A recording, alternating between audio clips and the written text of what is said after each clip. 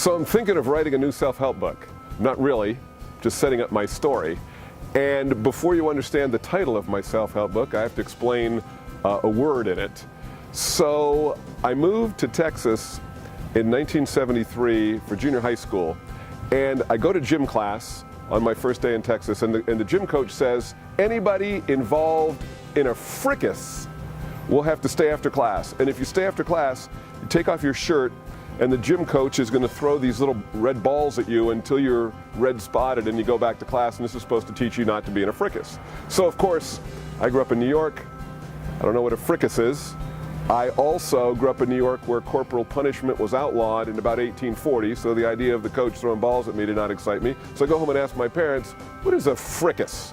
And of course, they don't know. There's no internet, there's no English to Texas dictionary, but it turns out it's fracas with a Texas accent, which leads us to the point of my story, which is the name of my self-help book is It Takes Two Nut Jobs to Have a Fracas. And here's my example to show that. I had a student in class a while back, and he was a smart kid, very, very argumentative, wrong about everything, unfortunately. And while I was giving my lectures, he would interrupt me, and he would argue at a level well beyond the scope of the class. And while I actually wouldn't have minded going to lunch with him to argue, the rest of the class was bored out of their mind, and he bugged them. So he'd raise his hand, and you'd hear this audible, oh, from the class. And he would ask question after question after question. So I sent him an email. An email said, dear student, I really appreciate your intellectual curiosity.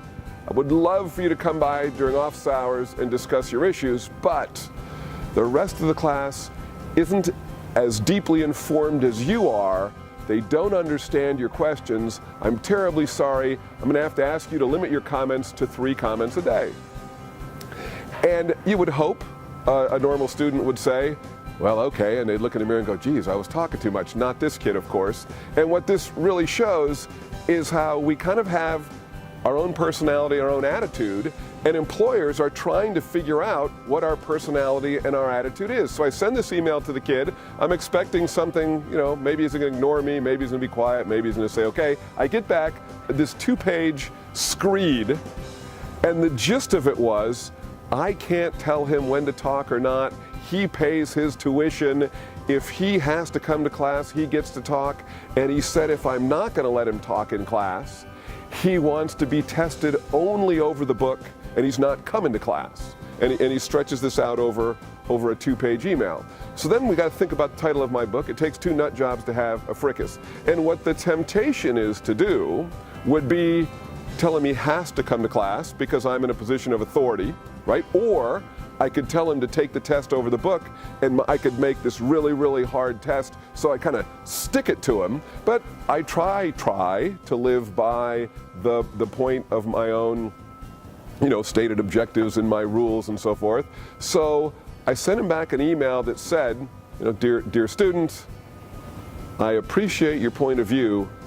I look forward to seeing you in class. And I believe if I would have said anything else, I would have developed a huge problem with this kid, and essentially a fracas would have broken out, of which I would have been responsible. So I try to think, how do I not elevate things to the point of a problem? So whenever we find ourselves in a personality conflict, or whenever we have tension with someone, can't control the way we act, the way the other person acts, so we can only control the way that we interact.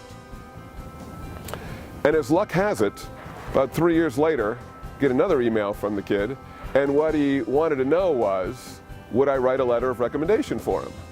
So I sent out an email, dear student, was a joy having you in class. However, you may recall, when I asked you to be quiet in class, you told me no.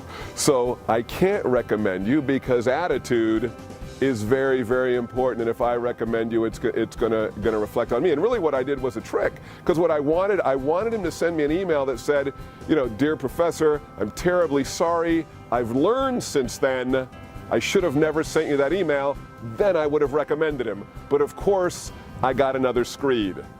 Takes 2 nut jobs to have a fracas. That's my story.